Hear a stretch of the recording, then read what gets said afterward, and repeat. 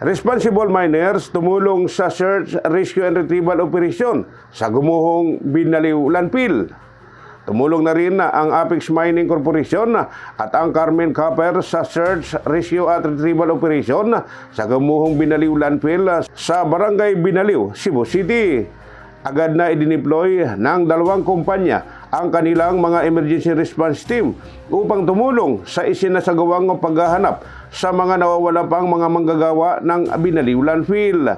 Gamit ang emergency response team, ang life detecting equipment ng Apex Mining upang makatulong sa paghahanap sa mga lugar na may posible pang may buhay sa ilalim ng mga gumuhong lupa at basura. Nagdala rin ang Orica ng mahalagang kagamitan at mga sasakyan. Ang agarang tulong ng mga mining company ay sa ilalim ng Pusong Minero Program ng Philippine Mine Safety and Environment Association sa pamumuno ni Asian Engineer Luis Sarmiento. Sa pinakahuling ulat ng Bureau of Fire Protection Region 7, Cebu City Fire Station, as of 12:10 p.m. January 16, 2026, umabot na sa 28 ang naitalang namatay, 18 ang sugatan, habang 8 katao pang nawawala.